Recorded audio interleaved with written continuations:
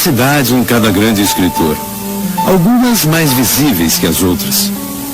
Como se pode falar de Machado de Assis sem falar do Rio de Janeiro? Proust sem Paris? Londres sem Dickens? Impossível. Como se pode ler Machado sem ler o Rio? As ruas da cidade são artérias e veias do seu corpo, fazendo um intrincado percurso do coração ao cérebro. Ele eterniza a cidade do final do século XIX, deixando pairar sobre ela o seu espírito. Seus muitos eus, Brás Cubas, Quincas Borba, Conselheiro Aires, Bentinho, Capitu, são como placas de ruas que indicam seu labirinto interior.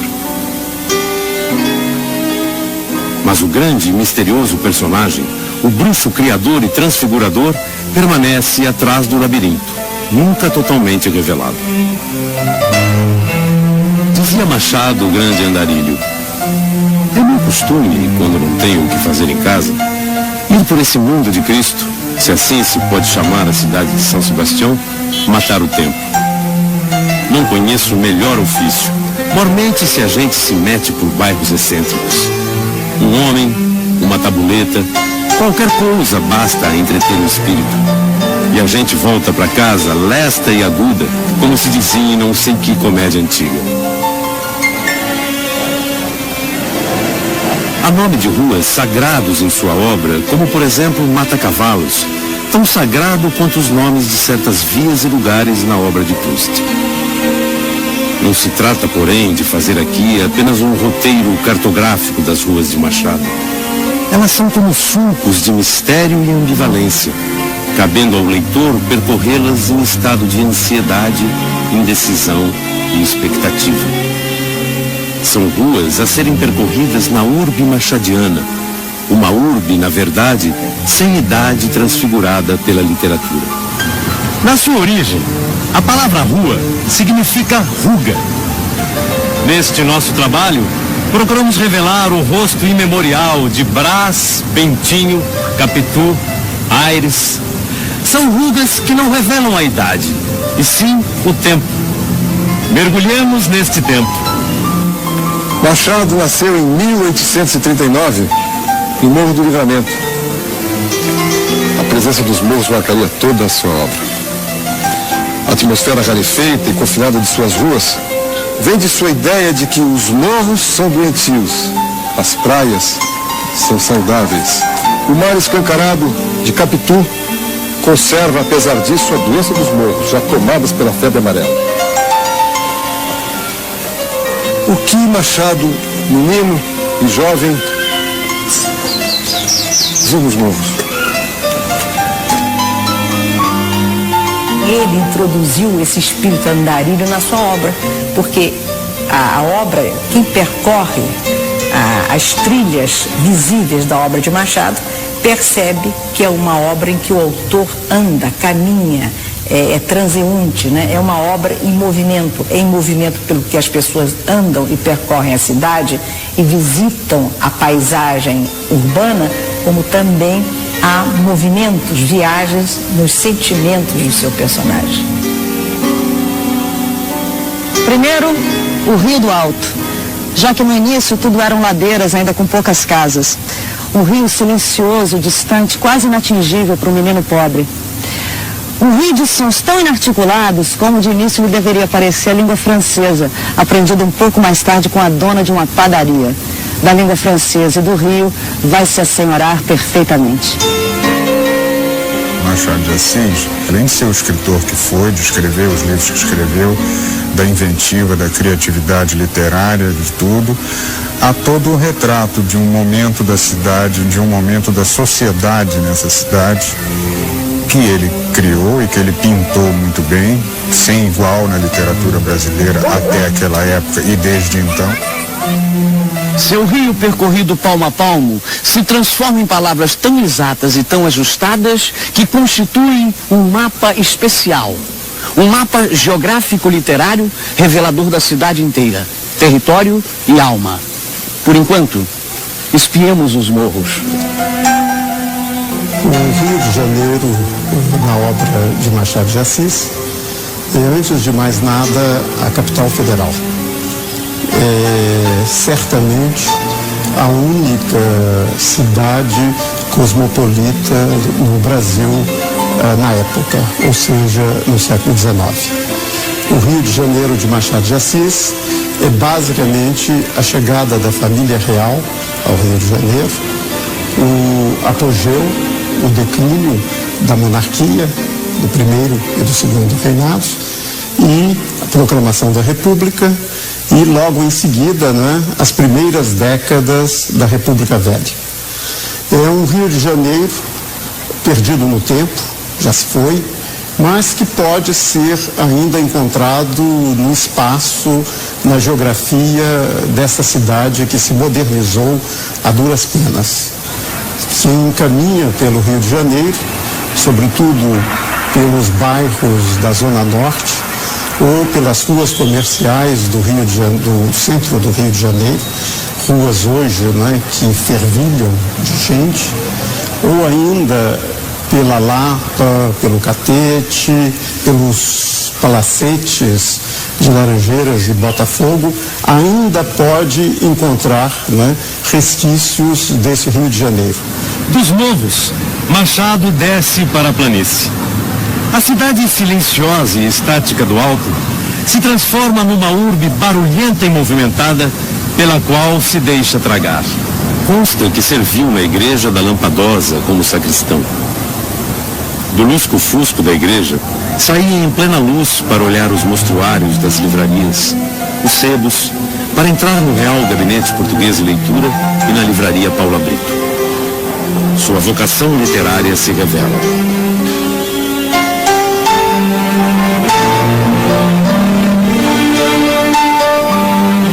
Seu maior objeto de desejo eram justamente os livros. Consegue seu primeiro emprego na imprensa nacional.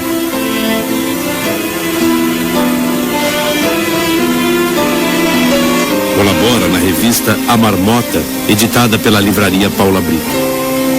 Está lançada sua carreira literária.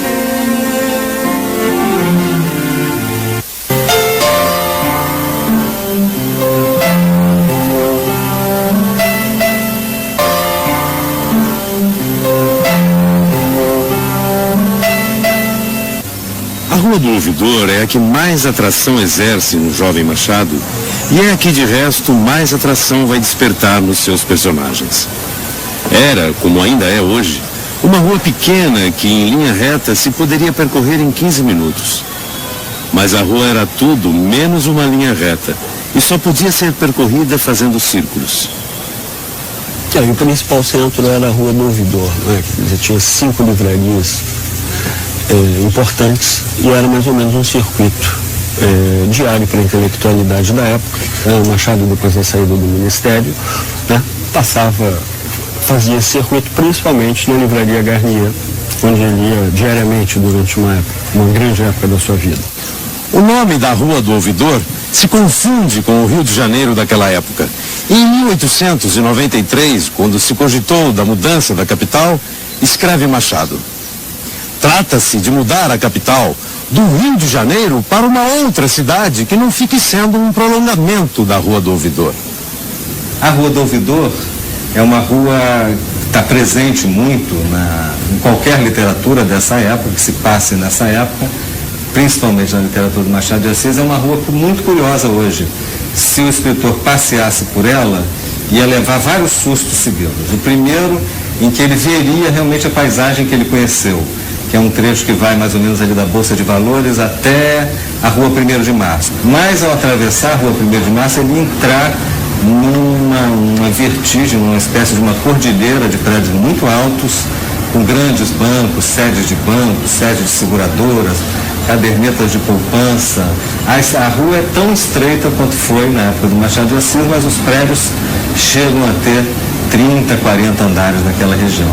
De tudo isso, hoje sobraram coisas, principalmente o Largo de São Francisco, que acho que talvez seja o largo mais, ao mesmo tempo, português, pelo seu traçado e pelos nomes dos escritores que envolvem suas ruas, imperial, pela presença ali dos monumentos da fase do Império, principalmente do Real Gabinete Português de Leitura, e também machadiano, pela atmosfera mais resguardada dessa rua, e que tem a imagem um pouco do que eu acredito que seja a área mais machadiana que nós temos no coração do Rio de Janeiro. Naturalmente, cansadas as pernas, meto-me no primeiro bonde que pode trazer-me à casa ou à Rua do Ouvidor, que é onde nós todos moramos. O bonde é o veículo por excelência machadiano. É nele que atravessa toda a cidade, cruzando-a confortavelmente. Polido e silencioso como o próprio Machado, há uma perfeita identificação entre os dois. É ele o grande herói de suas crônicas. Ao bonde e a Machado de Assis, dois seres peculiares, devemos a revelação da cidade machadiana. Bom, dos dois morros mais importantes do centro da cidade, demolidos já nesse século, foram o do Castelo e o Santo Antônio. Do Castelo na década de 30, e o argumento é que ele atrapalhava a ventilação do centro, deveria ser colocado abaixo, inclusive junto com o conjunto dos jesuítas, o colégio, todo o casario que certamente Machado de Assis percorreu, pessoalmente também através de sua literatura. Esse morro hoje é mais ou menos o que seria nas imediações de Rua México, Graça Aranha, São José, toda aquela região de Antônio Carlos. Era um grande morro no centro que foi demolido por volta de 1938. O outro morro é o Morro de Santo Antônio, que já era um morro que não era muito urbanizado, ele era mais, de que a gente poderia hoje chamar de favelizado, eram pequenas moradias, quase favela mesmo, que foram demolidas. Esse morro foi demolido na década de 70 para abrir lugar à esplanada de Santo Antônio, onde tem os prédios hoje da Petrobras, da Catedral e vários prédios muito altos. Parte, aliás, da terra desse morro foi para o aterro do Flamengo. Com o morro foi embora um pedaço da Lapa, né, desestruturando um pouco aquele casario que tinha em torno dos arcos da Carioca. Machado se torna, ainda em vida, o maior escritor brasileiro. Deixa ao leitor, a quem se dirige permanentemente, a tarefa de percorrer seus labirintos, suas vielas sinuosas. Subverte a estrutura tradicional do romance, proporcionando a esse leitor fugas, desvios, rodeios, mergulhos. Volta sempre com mão firme ao ponto de partida. Par a par com este roteiro sinuoso, cria uma geografia sentimental. O Rio de Janeiro. Pontilha de humor, às vezes cáustico, às vezes galhofeiro, todas as situações. Sua análise social é impregnada deste humor. A sua cidade, embora revele a presença do tempo inexorável que a devora, é descrita com mão leve e pontilhada deste mesmo humor. É com prazer que seus personagens a atravessam, incorporando-a ao traçado de suas vidas.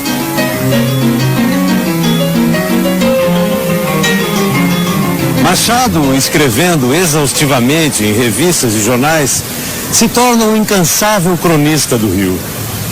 Esses trabalhos se transformam em livros e coletâneas. Suas andanças pela cidade, seu olhar agudo atrás do pensionnaire, dão-lhe substrato e autoridade para falar dos problemas urbanos. Arquitetos e urbanistas têm muito a aprender com ele. Prevê transformações futuras do Rio com visão de urbanista e premonições de vidente. Assim, fala na mudança da capital, dizendo que se isso acontecer, o Rio de Janeiro será a nossa Nova York. Comete enganos, diz que não levarão daqui a nossa Rua do Ouvidor. Na verdade, não a levaram, mas o verme machadiano a corroeu sem piedade. O que nela ainda palpita é um resquício do passado. Mas, acerta quase sempre, ele diz: um dia, quem sabe, lançaremos uma ponte entre esta cidade e Niterói. Uma ponte política, entenda-se. Nada impedindo que se faça uma ponte de ferro. E também, salvo se alguma companhia quiser introduzir, com melhoramentos, os Jogos Olímpicos, agora ressuscitados pela jovem Atenas. Outras vezes, estendendo o olhar pelo futuro adiante, vejo o que há de ser esta boa cidade de São Sebastião um século mais tarde, quando o bonde for um veículo tão desaparecido quanto a gôndola, e o atual chapéu masculino uma simples reminiscência histórica. Teria nascido nesta época a expressão bruxo do Cosme Velho? Bruxo sempre fora pelos sortilégios com que envolvia sua literatura, pelo poder quase diabólico de transfigurar a palavra. A expressão bruxo do Cosme Velho o fixa, entretanto, neste bairro. Um bruxo triste no final da vida.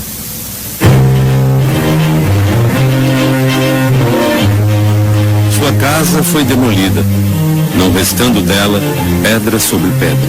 Um edifício nada machadiano foi erguido em seu lugar. Que o bruxo tenha permanecido ali é coisa de que não duvidamos. Estará a vagar pela cobertura nas altas madrugadas? Tudo é possível em se tratando de Machado, travestido de tantos personagens, jamais revelado, oculto, bruxo. Machado de Assis era sábio no texto e na vida, porque deixou-se comover, tocar pelo fervor do jovem. E graças a esses cuidados, a essa atenção que ele concedeu aos jovens, ele entendeu que havia que fundar uma academia. Esse projeto foi concebido por moços brasileiros que acreditaram que o Brasil poderia ser um país mais cosmopolita, que fazia falta a defesa da língua, a defesa da cultura nacionais. O gênio de Machado pousou nesta mesa, esteve presente nessa mesa. Eu, às vezes, gosto de fazer muito discretamente, mas eu vou fazer uma confidência pública. Eu gosto de fazer assim, encostar minha cabecinha para ver se essa mesa mágica ilumina uma modesta brasileira. A Machado foi dado o gosto, ainda em vida, de ser considerado o maior escritor brasileiro. O filho de um mulato com uma portuguesa, síntese da raça brasileira, ascende literária e socialmente, tornando-se um grande escritor e, por que não, um grand seigneur. Em 1897, funda e preside a Academia Brasileira de Letras. Feliz academia que teve sorte de ter Machado de Assis como fundador. Ele deu a ela o melhor de si mesmo em todos os sentidos. A 1º de agosto de 1908, preside a sua última sessão. Se Machado de Assis existiu, o Brasil é possível. Com um homem como Machado de Assis, não podemos nos permitir qualquer fracasso. A 28 do mesmo mês, faça o último passeio pela cidade. Depois disso, prepara um quarto no térreo de sua casa, aonde ficará para morrer. O que vem a acontecer em 29 de setembro de 1908.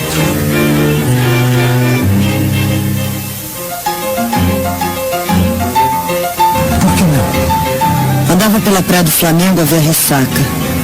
Ouvia-se o mar forte e à distância avistavam-se as ondas crescendo. Hoje, vindo da cidade para casa, passei por esta e dei comigo no Largo do Machado quando o bonde parou. Entrava pelo passeio público e tudo parecia dizer a mesma coisa. Você já reparou nos meus olhos? São mesmo cigana oblíqua e simulada? Mate-me Deus com bananas. Víamos da infância com todos os arrebatamentos da juventude. Alguma coisa de maligno pairava no ar. Viva o dilúvio. Viva o sol. Assim eu, Brás Cubas, descobri uma lei sublime. A lei da equivalência das janelas. A minha mãe, uma santa, não seria descascável. Santas são assim. Não tive filhos. Não transmiti a nenhuma criatura o legado de nossa miséria.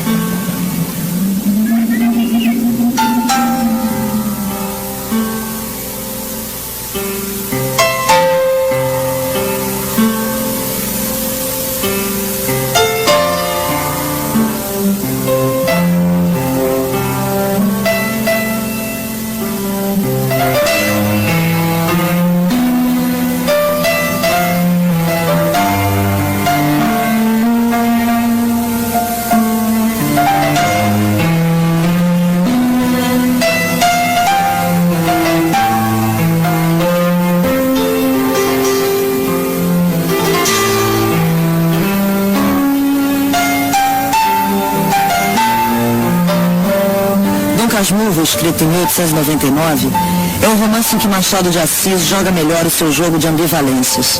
Ali nunca vale o escrito, vale o oculto. Trata-se de um dos textos universais mais importantes jamais escritos sobre o ciúme, sentimento por sua natureza ambíguo e, por excelência, machadiano.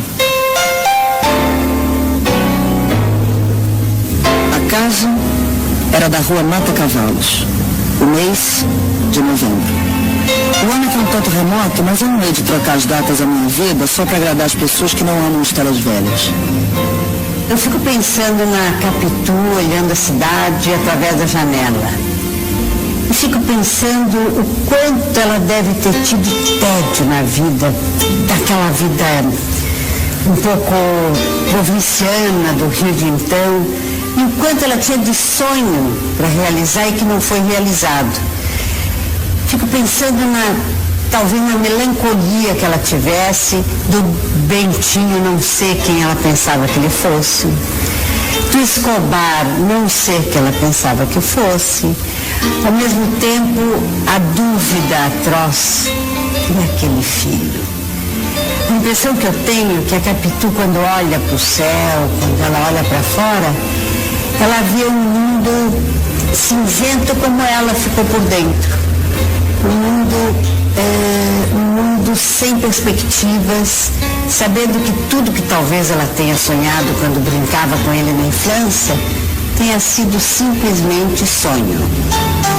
Machado de Assis, como um grande romancista, ele tem as suas obsessões. Por exemplo, é muito falada a questão dos braços em Machado de Assis, dos braços femininos.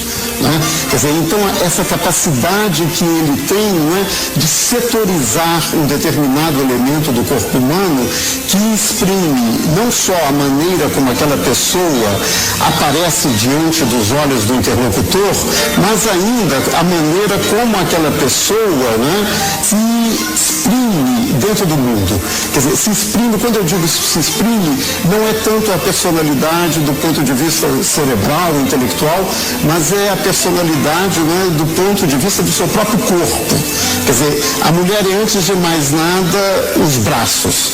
Braços, né, que não são totalmente nus, braços que são meio encobertos, mas braços, né, que fazem um jogo muito bonito entre pele e tecido.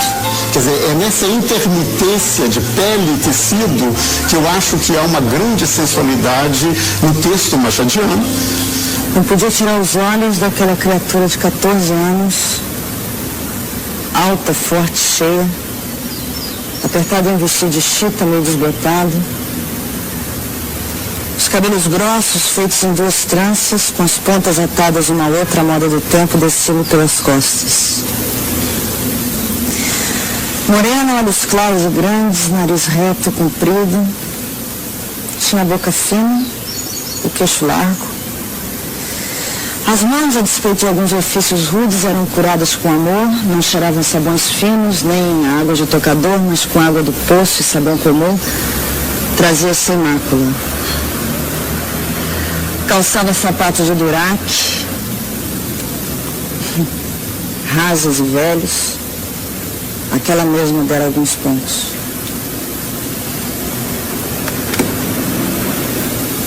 Com que entrou a nova Capitu e Capitu a mim. Ouvi-lhe contar que sonhara comigo e eram aventuras extraordinárias.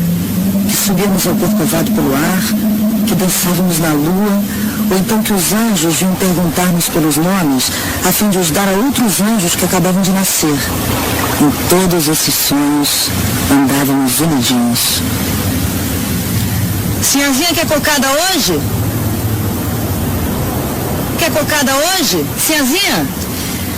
O pregão que o preto foi cantando, o pregão das velhas tardes, tão sabido do bairro da nossa infância. Chora, menina, chora. Chora porque não tem vintém. Chora, menina, chora. Chora porque não tem vintém. Eu acho que uma das graças maiores da Capitu é exatamente essa figura enigmática. Ela é um emblema de um enigma, ou o enigma de um emblema.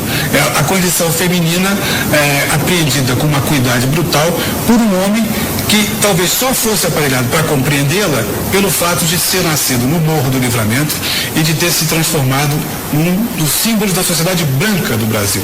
Então esse homem, com essa dissimulação toda racial, numa sociedade que era veladamente racista, esse homem talvez tenha compreendido por isso mesmo a situação da mulher, que também foi um ser sempre oprimido numa sociedade patriarcal.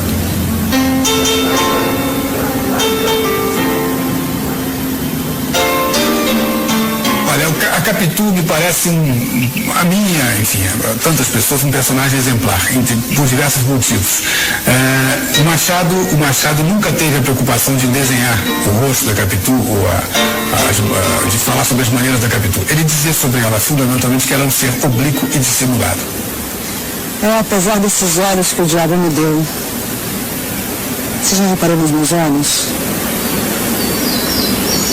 Sou mesmo de cigana oblíqua e dissimulada?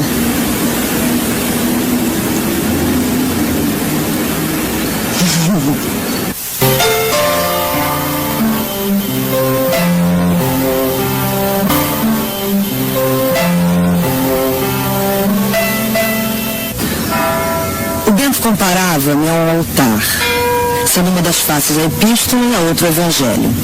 A boca o cálice, os lábios a pátena. Faltava dizer a missa nova por um latim que ninguém aprende e é a língua católica dos homens. Quando chegamos ao Alto da Tijuca, onde era o nosso ninho de noivos, o céu recolheu a chuva e acendeu as estrelas. Não só as já conhecidas, mas ainda as que só serão descobertas daqui a muitos, muitos séculos. Foi grande fineza, e não foi única. São Pedro, que tem as chaves do céu, abriu-nos as portas dele, fez-nos entrar e depois de tocar-nos com um báculo, recitou alguns versículos da sua primeira epístola. As mulheres sejam sujeitas a seus maridos. Não seja o adorno delas, o enfeite dos cabelos pisados ou das rendas de ouro, mas o homem que está escondido no coração. Do mesmo modo, vós, maridos, coabitais com elas, tratando-as com honra, como a vasos mais fracos, e herdeiras convosco da graça da vida. Imagina um relógio que só tivesse pêndulo, sem mostrador, de maneira que não se vissem as horas escritas. O pêndulo iria de um lado para o outro, mas nenhum sinal externo mostraria a marcha do tempo. Tal foi aquela semana na Tijuca. Passávamos as noites à nossa janela da glória, mirando o mar e o céu, a sombra das montanhas e dos navios, ou a gente que passava na praia. Às vezes, Bento contava-me a história da cidade, outros davam-me notícias de astronomia. A Capitu é o personagem mais misterioso do Machado. O Machado é uma figura muito misteriosa, ele como Machado, né? O mistério perpassa em toda a obra. É um personagem instigante, porque você não sabe o que é a Capitu. Eu acho a Capitu, ela não é uma mulher até, pode nem ser, é até meio assexuada, de certa maneira, embora ela fosse sexualmente atraente. Eu acho que ela pode ser uma projeção do próprio Machado, o mistério de Machado, a ambivalência de Machado. Vim explicar-te que tive tais ciúmes pelo que podia estar na cabeça de minha mulher, não fora ou acima dela. A recordação dos simples olhos basta para fixar outros que os recordam e se deleitem com a imaginação deles. Os olhos fitavam-se, desfitavam-se e depois de vagarem perto, tornavam a meter-se uns pelos outros. Andava pela praia do Flamengo a ver a ressaca.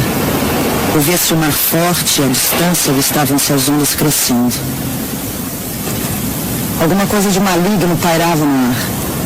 Eu disse isso a Bentinho, ele sorriu estranhamente. Os instantes do diabo intercalam-se aos minutos de Deus. Era uma frase de um seminarista. Olhou-me dentro dos olhos, que dizia serem de ressaca, crescendo às vezes em grandes vagas depois de permanecerem parados. Esses instantes em que ficavam parados deviam ser os meus instantes do diabo.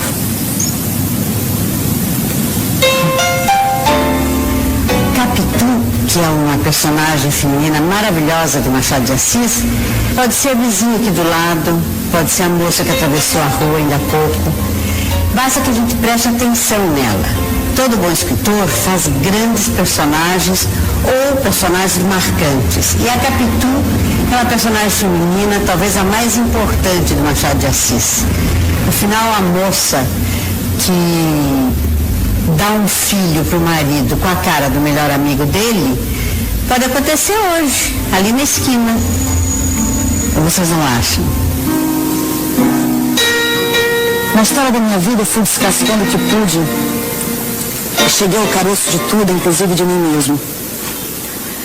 A minha mãe, uma santa, não seria descascável. Santas são assim. Escobar era matreiro desde o seminário. Já tinha Capitu dentro dele. Morreu afogado no mar de Capitu. Porque ela já tinha em si, os seus olhos de cigana oblíqua e dissimulada.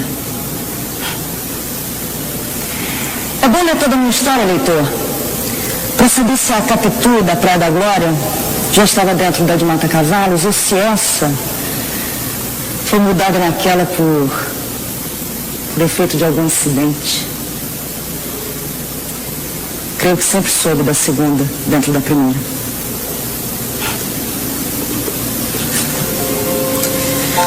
Mastiguei o fruto e cuspi depois de mastigado, porém o mal já estava feito. Mesmo assim sobrevivi à morte de todos. Que a terra lhe seja leve, já que a vida não me foi assim tão pesada.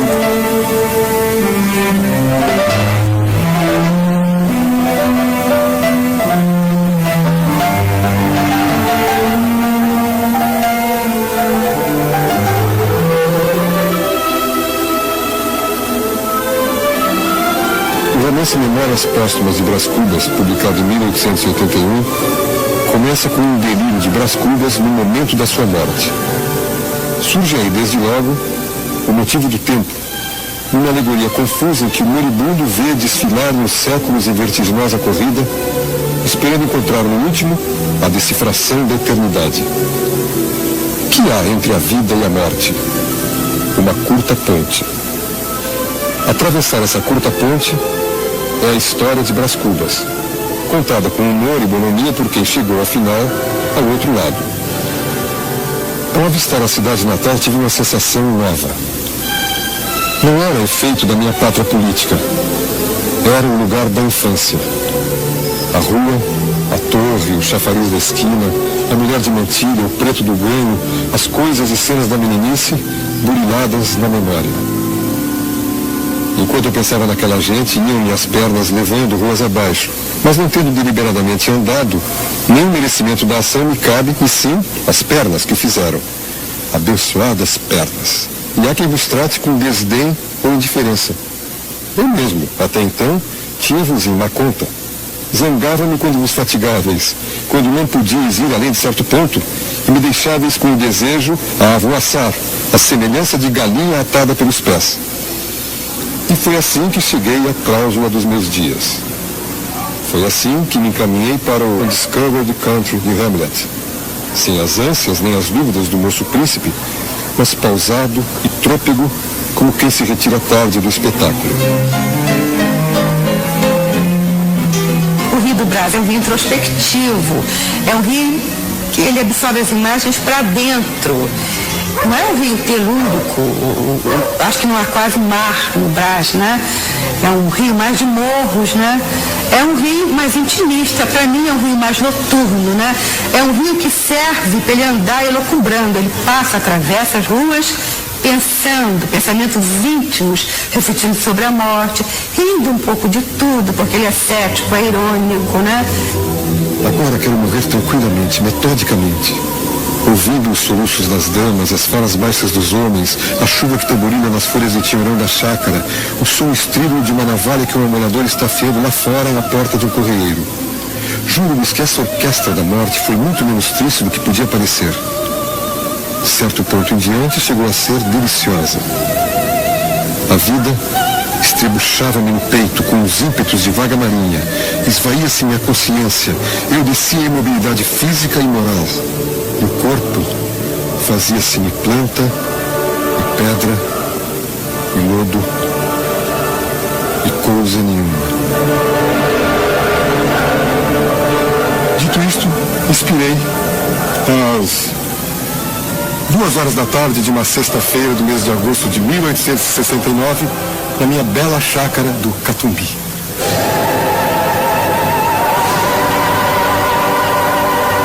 E o Machado não, o Machado é um cultor de obscuridades.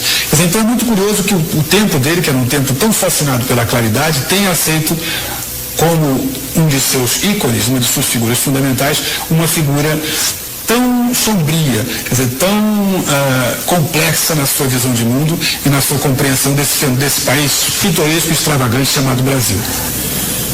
Com efeito, um dia de manhã, estando a passear na chácara, pendurou-se-me uma ideia no trapézio que eu tinha no cérebro. Uma vez pendurado, entrou a bracejar, a fazer as mais arrojadas cabriolas de volantim que é possível crer. Eu deixei-me estar a contemplá-la. Súbito, deu um grande salto, estendeu os braços e as pernas até tomar a forma de um X. Decifra-me ou devoro-te.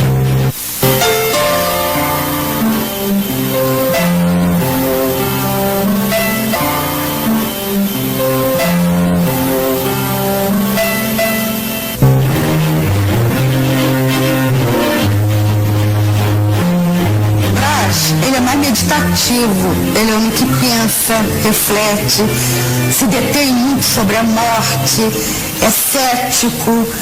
Ele é um lado do Machado também, é um lado mais metafísico, mais introspectivo, digamos assim, do Machado, mas ele tempera isso com humor. Vinha pela primeira vez no Rocio Grande, na noite das luminárias, logo que constou a Declaração da Independência. Uma festa de primavera, um amanhecer da alma pública. Éramos dois rapazes, o povo e eu. Víamos na infância com todos os arrebatamentos da juventude. Ah, linda Marcela. Marcela amou-me durante 15 meses e 11 contos de réis. Nada menos. Saí desatinado. Gastei 2 mortais horas em vagar pelos bairros mais excêntricos e desertos onde fosse difícil dar comigo. Ia mastigando meu desespero com uma espécie de bula mórbida. Nisto, o dente do ciúme enterrava-se-me no coração. Usualmente, quando eu perdia o sono, o bater da pêndula fazia-me muito mal. Esse tic-tac soturno, vagaroso e seco, parecia dizer a cada golpe que eu ia ter um instante menos de vida. Imaginava então um velho diabo sentado entre 2 sacos, o da vida e o da morte, a tirar as moedas da vida para dá-las à morte e a contá-las assim: outra menos, outra menos, outra menos, outra menos. O mais singular é que se o relógio parava, eu dava-lhe corda, para que ele não deixasse de bater nunca e eu pudesse contar todos os meus instantes perdidos. O derradeiro homem, ao despedir-se do sol frio e gasto, há de ter um relógio na algibeira, para saber a hora exata em que morre. Assim eu, Brás Cubas, descobri uma lei sublime, a lei da equivalência das janelas. Estabeleci que o modo de compensar uma janela fechada é abrir outra, a fim de que a moral possa arejar continuamente a consciência. Talvez não entendas o que aí fica. Talvez queiras uma coisa mais concreta, um embrulho, por exemplo. Um embrulho misterioso. Pois toma lá o embrulho misterioso. Foi o caso que, alguns dias depois, indo eu ao Botafogo, tropecei num embrulho que estava na praia. Não digo bem, houve menos tropeção que pontapé.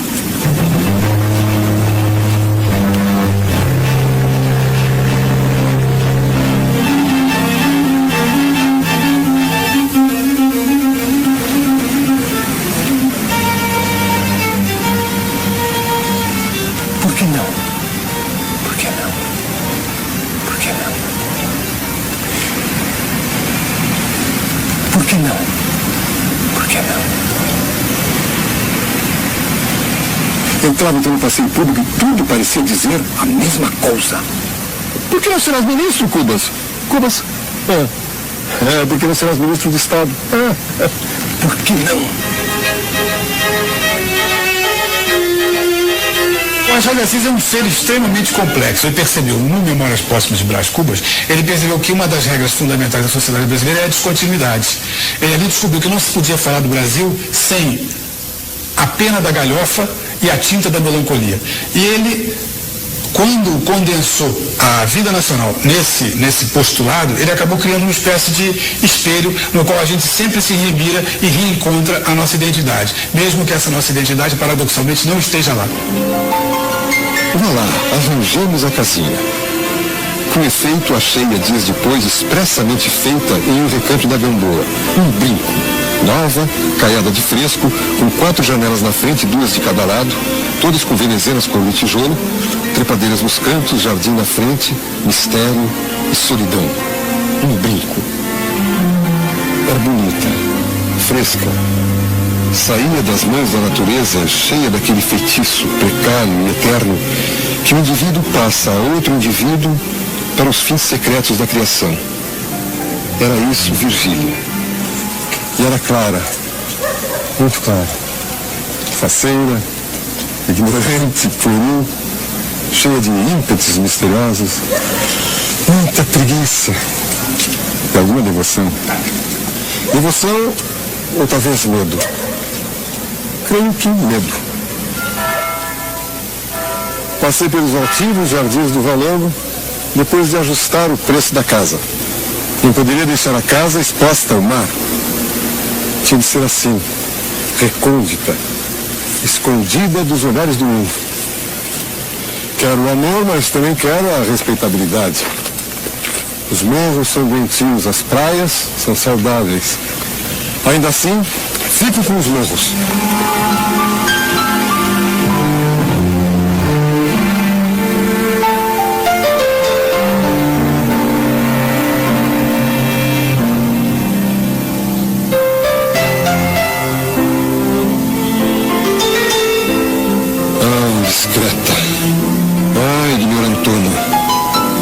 Mas é isso mesmo que nos faz senhores da terra. É esse poder de restaurar o passado, para tocar a estabilidade das nossas impressões e a vaidade dos nossos afetos. Deixa lá dizer Pascal que o homem é um caniço pensante. Não, é uma errata pensante, isto sim.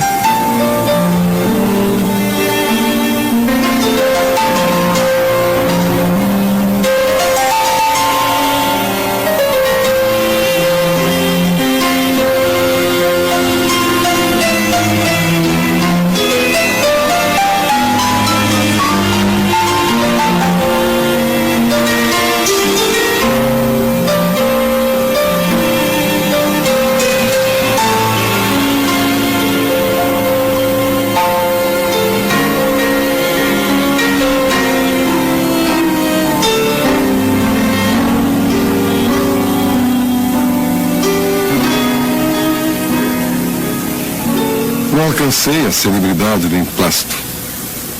Não fui ministro, não fui califa. Não conheci o casamento. Verdade que ao lado dessas faltas coube-me a boa fortuna de não comprar pão com o suor do meu rosto. E somadas umas coisas e outras, qualquer pessoa imaginará que não houve língua nem sobra. E consequentemente que saí quite com a vida. Imaginará mal.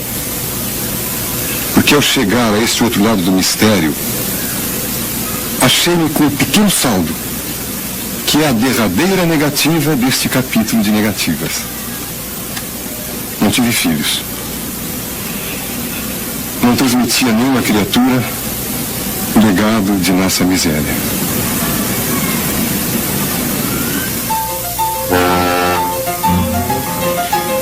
A barca para Petrópolis saía à tarde da prainha e dirigia-se a Mauá no fundo da Bahia.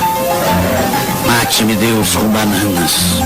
Hoje, vindo da cidade para casa, passei por esta e dei comigo no Largo do Machado quando o bonde parou. Agora é que Santa Teresa vai ficar à moda. Vivo de novo. Vivo o sol. A minha felicidade é que morreremos antes.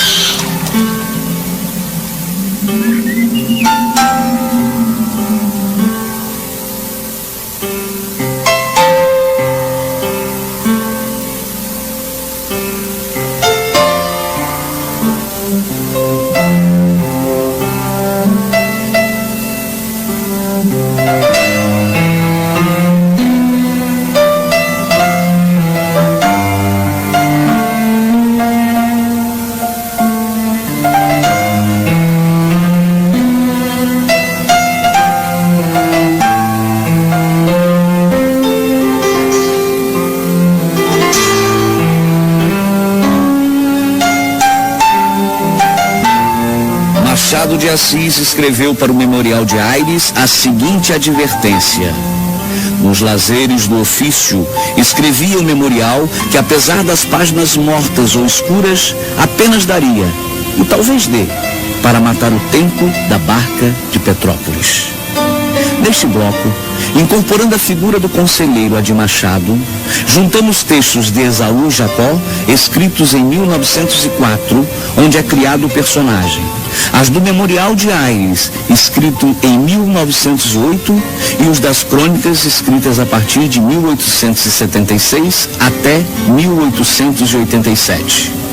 Optamos por incluir neste bloco as crônicas, porque elas não deixam de ser um diário, dando além disso conta do incansável percurso de Machado pela cidade do Rio de Janeiro.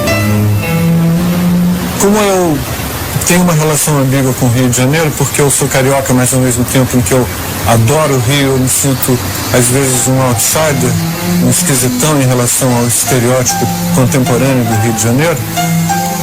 Eu gosto de ver que o Machado de Assis, que talvez seja a melhor coisa que o Rio já produziu, também não tem nada a ver com esse estereótipo.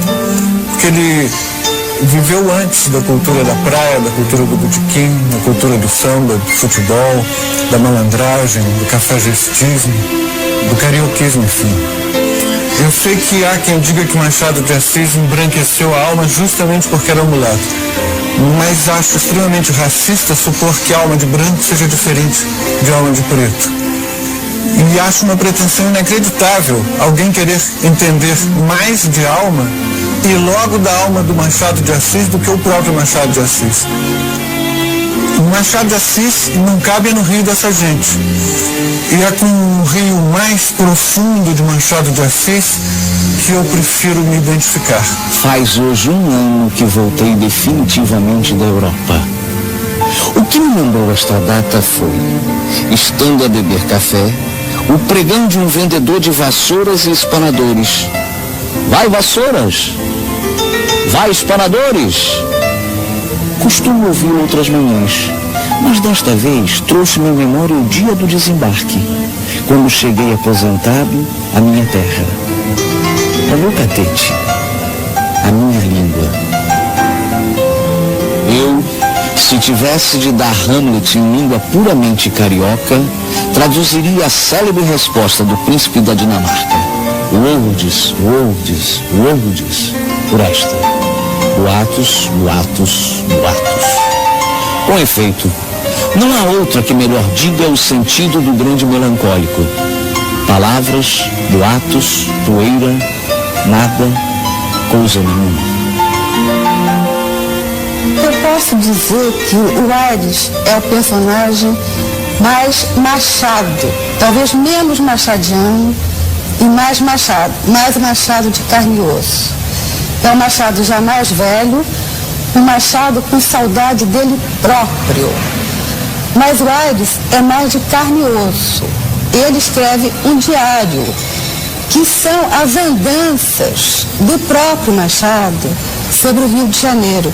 E são andanças muito concretas, enquanto que o Brás, fazendo cobrações mentais, pensamentos metafísicos, o Aires não. Ele anda, faz visita, vai na casa das pessoas, vai andar aí, visitar a irmã dele, ele conversa, ele anda. E, na verdade, as ruas são todas nomeadas. É o Catete, é a Prainha, que é a Praça Mauá, é a Rua do Resto. Todas as ruas têm nome, placas, tabuletas. Então, o Rio do Machado é um rio muito concreto. E o Aires é um personagem muito concreto. Ele perde aquela abstração, aquela metafísica dos personagens machadianos, e o Machado se incorpora concretamente no próprio Aires. Hoje, vindo da cidade para casa, passei por esta e dei comigo no Largo do Machado quando o bonde parou. Apiei-me e, antes de arrepiar caminho a pé, detive-me alguns instantes. Enfiei pelo jardim em direção à Matriz da Glória, a olhar para a fachada do templo com a torre por cima. Quem não conhece esse templo grego imitado da Madalena com uma torre no início imitada de coisa nenhuma? A impressão que se tem diante daquele singular conúbio não é cristã nem pagã. Concordo que ele exprime a reação do sentimento local contra uma inovação apenas elegante. Nós mamamos ao som dos sinos e somos desmamados com eles. Uma igreja sem sino é, por assim dizer, uma boca sem fala. Daí nasceu a Torre da Glória. Por que você prefere viver com estranhos? Perguntou-lhe a Mana Rita. Que estranhos? Não vou viver com ninguém. Viverei com o Catete, o Largo do Machado, a Praia de Botafogo e a do Flamengo. Não falo das pessoas que lá moram, mas das ruas, das casas, dos chafarizes e das lojas. Há lá coisas esquisitas, mas sei eu se vem achar em Andaraí uma casa de pernas para o ar, por exemplo? Contentemos do que sabemos. Lá, os meus pés andam por si. Há ali coisas petrificadas e pessoas imortais, como aquele custódio da confeitaria, lembra-se? Como são exigentes os moradores da Rua das Laranjeiras que estão a bradar que a mandem calçar, como se não bastasse morar em rua de nome tão poético. É certo que em dia de chuva a rua fica pouco menos lamacenta que qualquer sítio do Paraguai. Tudo isso é verdade, mas em compensação, que bonito nome. Laranjeiras. Faz lembrar Nápoles. Tem uns ares de idílio. A sombra de Teócrito deve por força vagar naquelas imediações. Não se pode ter tudo, nome bonito e calçamento. 2 proveitos não cabem num saco. Contentem-se os moradores com o que têm e não peçam mais, que é a ambição. Mas este Aires, José da Costa Marcondes Aires, tinha que nas controvérsias, uma opinião dúbia ou média pode trazer a oportunidade de uma pílula. E compunha as suas de tal jeito que o enfermo, se não sarava, não morria. E é o mais que fazem as pílulas. Não lhe queiras mal por isso. A droga amarga engole-se com açúcar. Aires opinou com pausa, delicadeza, circunlóquios, limpando o monóculo ao lenço de seda, pingando as palavras graves e obscuras, fitando os olhos no ar, como quem busca uma lembrança, e achava a lembrança, e arredondava com ela o parecer.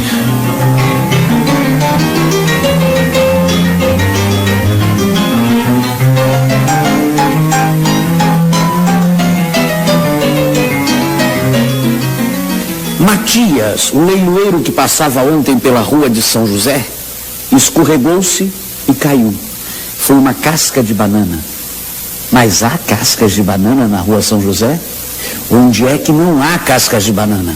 Nem no céu, onde não se come outra fruta. Com toda certeza que é fruta celestial. Mate-me Deus com bananas. Gosto delas cruas, com queijo de Minas, assadas com açúcar e canela. Dizem que é muito nutritiva. O Rio de Janeiro de Machado de Assis hoje se manifestaria em algumas camadas geológicas que estão soterradas pela modernização. Esse é o Rio de Janeiro, uma cidade, portanto, porto, cosmopolita, capital da República, referência para todas as demais províncias do Brasil. Esta enseada não difere de si. Talvez os homens venham algum dia atulhá-la de terra e pedras para levar casas em cima. Um bairro novo, com um grande circo destinado a corridas de cavalos. Tudo é possível, embaixo do sol e da lua. A minha felicidade é que morreremos antes.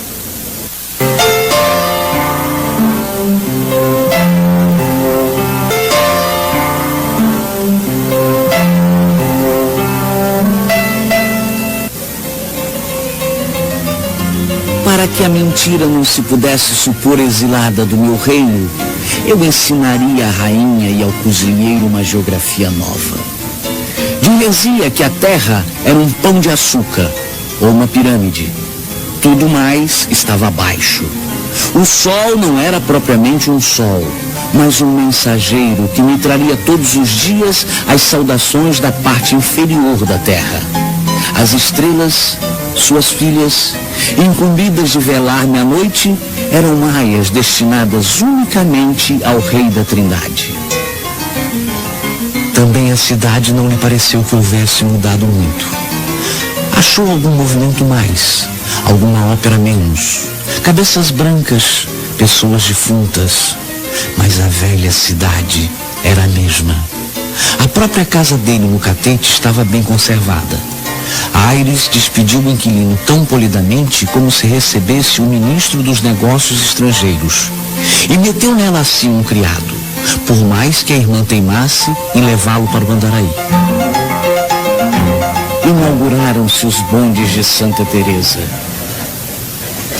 Em sistema de alcatruzes ou de escada de Jacó, uma imagem das coisas deste mundo. É quando um bonde sobe, outro desce. Pior é se um dia, naquele subir e descer, descer e subir, alguns subirem ao céu e outros descerem ao purgatório. Ou quando menos, ao necrotério. Agora é que Santa Teresa vai ficar à moda. Mas inauguraram-se os bondes. Alguns burros, afeitos à subida e descida do outeiro, estavam ontem lastimando este novo passo do progresso. E esse interessante quadrúpede olhava para o bonde com um olhar cheio de saudade e humilhação. Talvez rememorava a queda lenta do burro, expelido de toda parte pelo vapor, como o vapor o há de ser pelo balão, e o balão pela eletricidade. A eletricidade por uma força nova, que levará de vez este grande trem do mundo até a estação terminal. O machadiano, eu nunca estudei o Machado sob esse prisma. Eu todo ano releio 3 romances do Machado de Assis. É o Memórias Póstumas, Dom Casmurro e Tim Casmurro. É mais bom de limpar a língua, né? A gente fica lendo muito inglês, francês, essa coisa toda, e para limpar, ninguém melhor do que o Machado de Assis. Sim, nem sempre há de chover. Veremos ainda o céu azul como a alma da gente nova. O sol deitando fora a carapuça, espalhará outra vez os grandes cabelos louros. Brotarão as uvas, as flores, deitarão aromas capciosos. Viva o dilúvio, viva o sol. Ele, nascido filho de uma mãe negra, e se tornou um dos símbolos da sociedade dos brancos. Quer dizer, é um cara que fez um esforço enorme de embranquecimento. Esse esforço é visível na própria figura dele, com o chapeuzinho que escondia o cabelo, as luvas que escondiam as mãos, e o cuidado de andar sempre com ternos que lhe ocultassem o corpo, como era próprio, aliás, da sociedade dos brancos. Isso não era uma marca característica do Machado. Mas, até de uma certa maneira, o Machado é um antecipador do Michael Jackson, nesse esforço dele de embranquecimento. Atrás desses grandes edifícios está uma pessoa, está uma sala, um quarto, uma sala de jantar, uma luz, uma pessoa lendo. Isso é que faz uma cidade. Uma cidade não é feita de grandiloquências, uma cidade é feita de minúcias. O Machado percebeu melhor do que ninguém essas minúcias da alma humana e da alma de uma cidade, porque uma cidade é a projeção da alma humana. E se você não vai em busca dessa alma humana, você jamais conhecerá uma cidade. Claro que ela é uma metrópole, claro que ela tem edifícios gigantescos, mas você pode olhar sempre aqueles prédios enormes através de uma janela e ver um universo machadiano dentro daquela janela. Você não pode perder essa visão machadiana da cidade, porque é a essência, são as frestas, as brechas da cidade. Machado não é um escritor obscuro, mas ele é um escritor que revela coisas ocultas. E a cidade tem revelações ocultas extraordinárias, é só prestar atenção.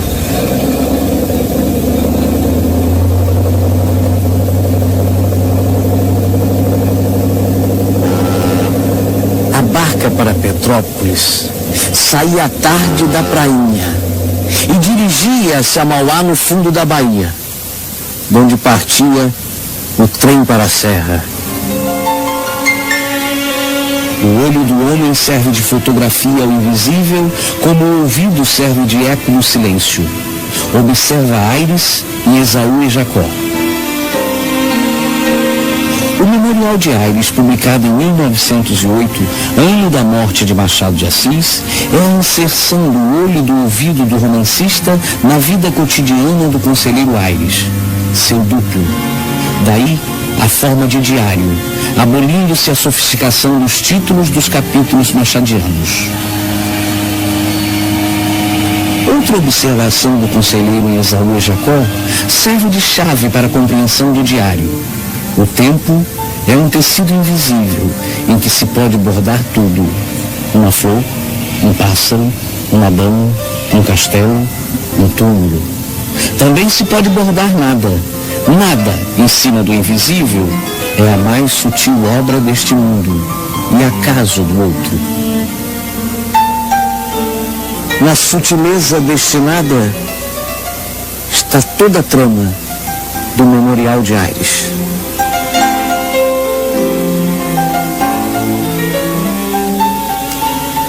Mastiguei o fruto e cuspi depois de mastigado, porém o mal já estava feito.